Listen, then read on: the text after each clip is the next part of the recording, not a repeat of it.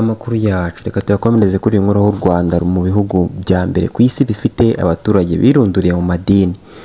U Rwanda ni kimwe mu bihugu byo mu munsi y'ubutayu bwa Sahara bifite abaturage birunduriye mu madini, dore ko ruza ku mwanya wa 9 mu bihugu bifite abaturage benshi bizerera mu madini cyane. Ubushakashatsi bwakozwe n'ikigo cy'Abanyamerika gikora ubushakashatsi Pew Research Center ku buryo abantu bafata imyizerere n'amadini ku isi, bwasanze ibihugu byo munsi y'ubutayu bwa Sahara ari byo byiganje mu kugira abaturage birunduriye mu madini, bigakurikirwa n'ibihugu byo muri Amerika y'Amajyepfo. Ni ubushakashatsi bwakozwe mu gihe cy'imyaka 15 hagati y'umwaka wa 2008 na 2023. Ubushakashatsi bwakorewe mu bihugu 102 hakoreshejwe ibibazo 2 gusa, aho babazaga umuturage niba idini ari ingenzi mu buzima bwe ndetse n'inshuro ajya gusenga. Mu Rwanda basanze nibura 90% by'abantu bakuru bizera ko amadini ari ingenzi mu buzima bwabo. Mu bihugu 102 byakorewemo ubu bushakashatsi, u Rwanda ruza ku mwanya wa 9 mu kugira abaturage bizera ko amadini ari ingenzi mu buzima bwabo, rukaba ku mwanya wa 39 mu bihugu bigira abaturage bakunda kujya gusenga. Ubushakashatsi bwagaragaje ko Indonesia aricyo gihugu cya mbere gifite abaturage benshi bizera ko idini ari ingenzi mu buzima bwabo, kuko 98% ariko babifata, ikurikirwa na Senegal, Pakistan, Mali, Tanzania, Sri Lanka, Guinea Bissau, Honduras, u Rwanda na Zambia.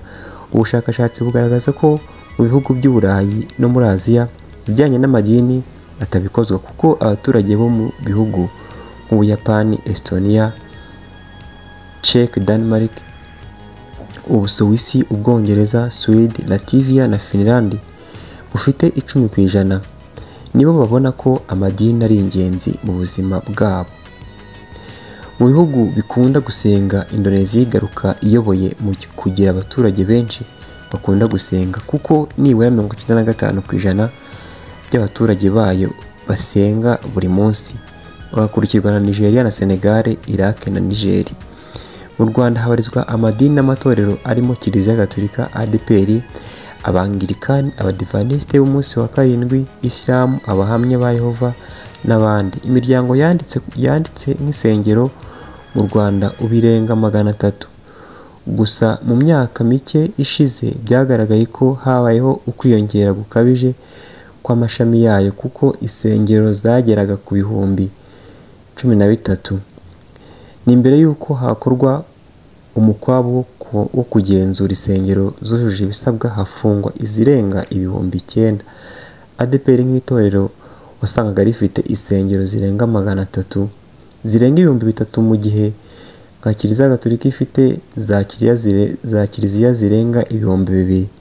U Rwanda rwabona ubwigenge mu 1962 kugeza muri 2012. Mu gihugu habarurwaga isengero zigera kuri 200. Muri 2016 umujyi wa Kigali wonyine wari wihariye isengero 385, aho muri Nyarugenge hari isengero 184, Gasabo 289, Kicukiro 212. Icyo gihe mu gihugu hose isengero zarengaga 1500, ariko mu myaka itageze ku 10 zari zimaze kwikuba inshuro zirenga 8.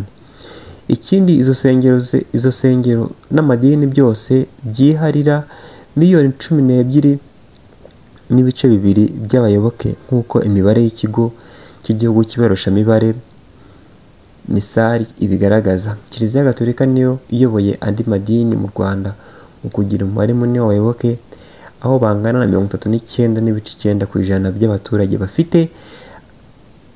bafite amadini n'amatorero babarizwamo mu Rwanda, igakurikirwa na ADPR ifite 21.3% na Anglikani ifite 14.6%. Abadivantisite bafite 12% mu gihe Islam ifite 2% by'abayoboke mu Rwanda. Ibi bigaragaza uburyo abanyarwanda bakunda amadini no gusenga ku kigero cyo hejuru n'agaciro baha amadini n'amatorero basengeramo.